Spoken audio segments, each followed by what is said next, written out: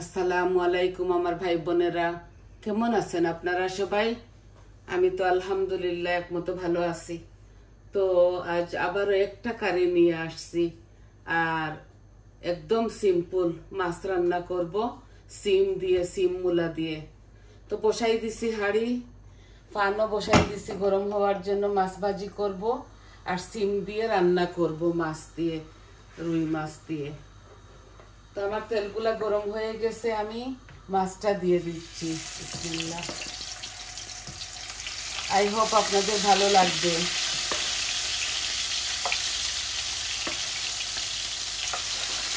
মাছগুলো একটু ছোট করে কাটছি আমি।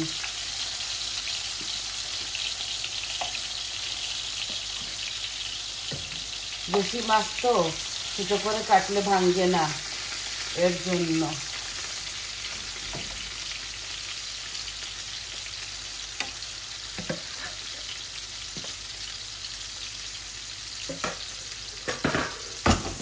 এই যে এইভাবে ডলে ডলে দিব, তো এই নিচে লাগবে না। আর বসাই দিলাম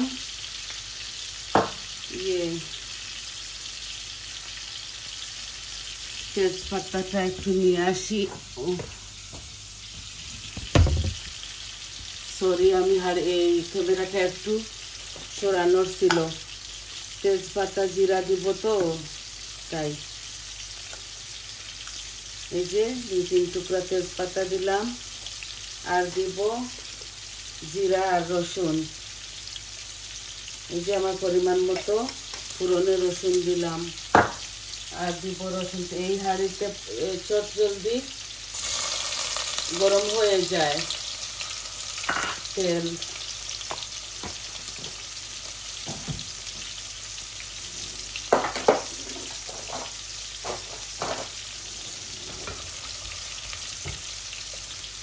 রসুন দিয়ে দিব কারণ সিম রান্না করতেছি তো, আর আমার বাসায় এখন রসুনের পাউডারটা ফুরাই গেছে। এই যে এখানে একটা মিডিয়াম সাইজের অনিয়ন দিয়ে দিচ্ছি।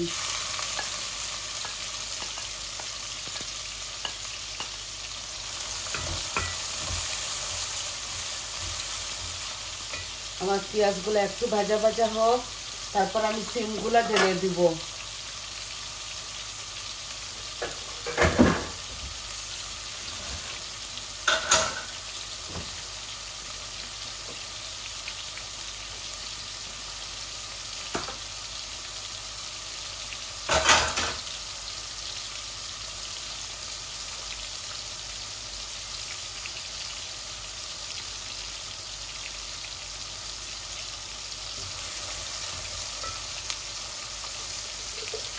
এই যে লবণ আমি অলরেডি এই যে কম দিচ্ছি 1 চামচ, আর ওই মাছের মধ্যে দিয়েছি অনেকটা, লাগলে পরে দেওয়া যাবে।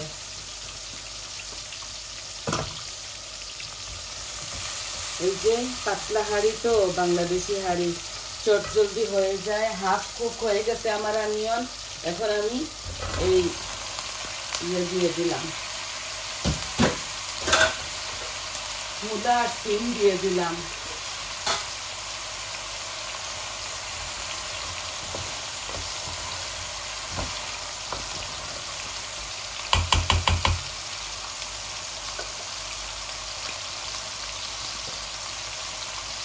এই দেখুন, সম্পূর্ণ মরিচ মশলা দিয়ে দিব। এই যে হলুদ, মরিচ, ওই আচারিটাও দিচ্ছি, একটু টক ভাব লাগবে বলে। আর ধনিয়া, কারি পাউডার,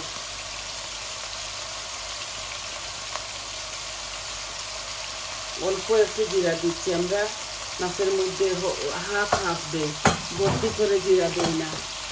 এই আমার মরিচ মশলা দেওয়া শেষ হয়ে গেল।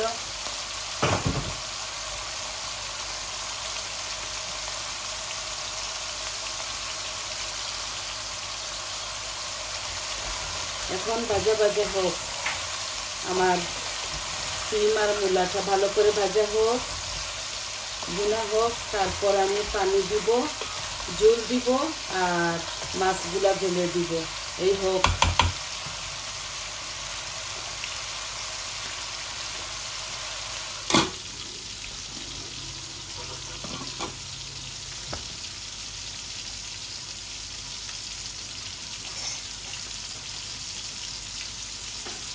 মাছগুলো আমার একটু হয়ে গেছে।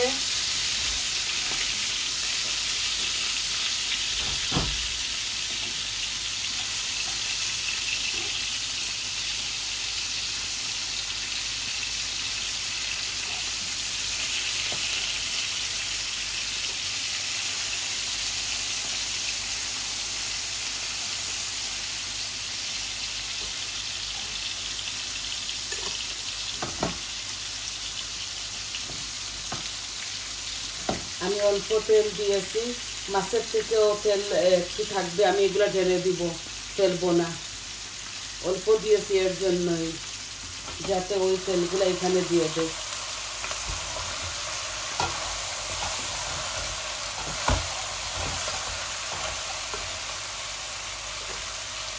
একটু কেটলের পানি দিব যাতে মুড়ে না লেগে যায়।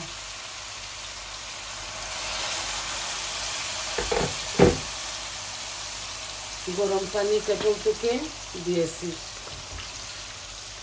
এই যে ভাজা ভাজা হোক ভালো করে, আগুনও বাড়াই দিছি, আর মাছের ফ্লেমটা অফ করে ফেলতেছি।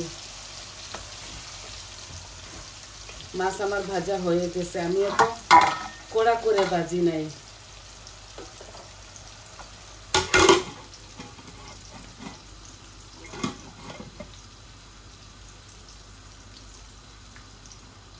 মাছগুলা দিয়ে তারপর ঝোল দিব।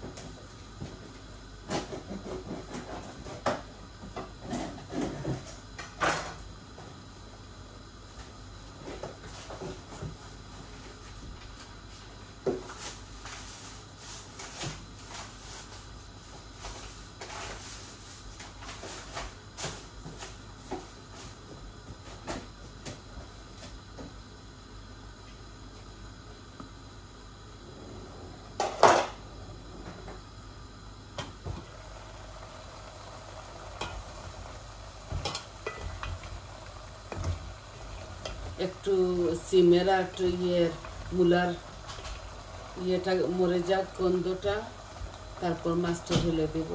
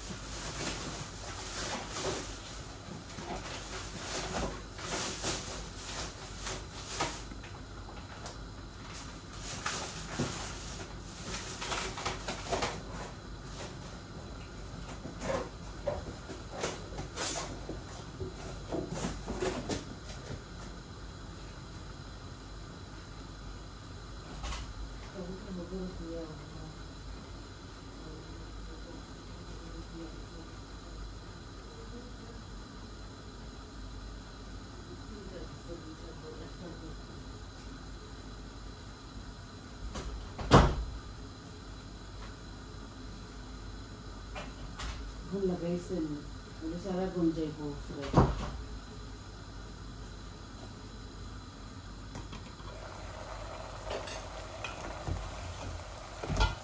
আর একটু হয়ে গেলে আমি মাছগুলা দিয়ে দেব।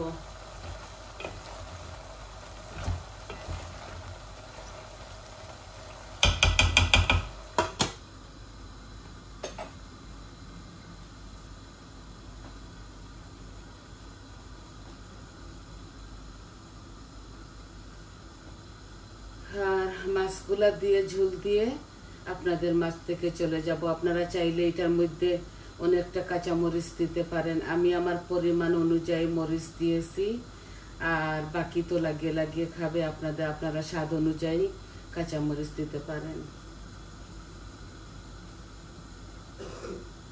আমি ভিডিওটা এত বড় করব না, আমি শুধু ধনেপাতা দিব ঝোল দেওয়ার পর নামাবার সময়।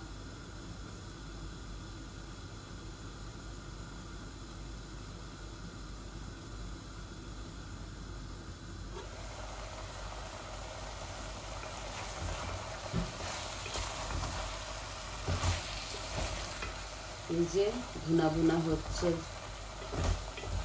অনেকটা পানি কম হয়ে গেছে। পানি আমি দিয়েছিলাম কারণ এগুলার স্মেলটা, ওই যে কাঁচা একটা গন্ধ থাকে, ওইটা যাবার জন্য। এই হয়ে গেছে আমার, আর অল্প একটু হয়ে যাক, তারপর আমি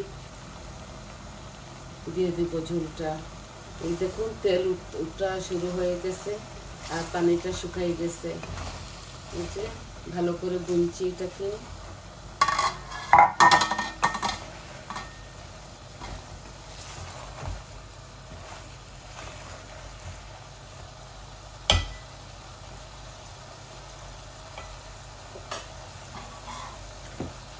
এই যে এখন মাছটা আমি দিয়ে দিচ্ছি এইভাবে, এই যে এইভাবে।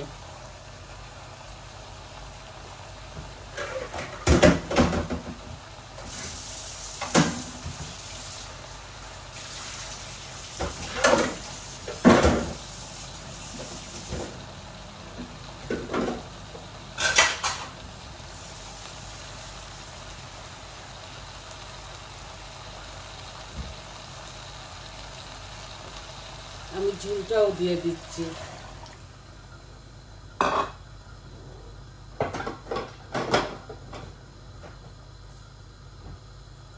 মাছগুলা ভেঙে যাবে তো, তাই এইভাবে দিলাম। আর এইভাবে ডুলে ডুলে, এই যে আর দিব না পানি। এমনিতে যখন বলক আসবে মাছগুলো আর নাড়াচাড়া করতে হয় না।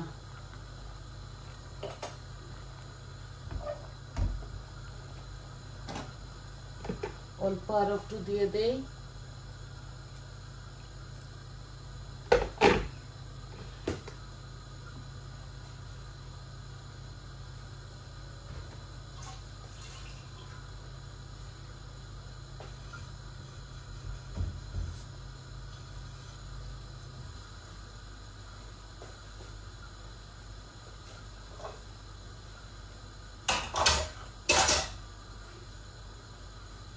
মাশাআল্লাহ, খুব সুন্দর কালার আসছে, খেতেও মজা লাগবে।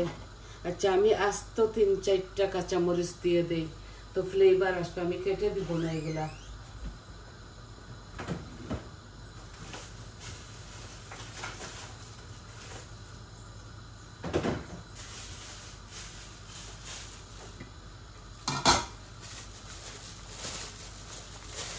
আস্ত দিয়ে দেই, একটা ফ্লেভার আসবে আর গালিয়ে গালিয়ে খাবো। এই যে তিন রকমের 3টা দিচ্ছি।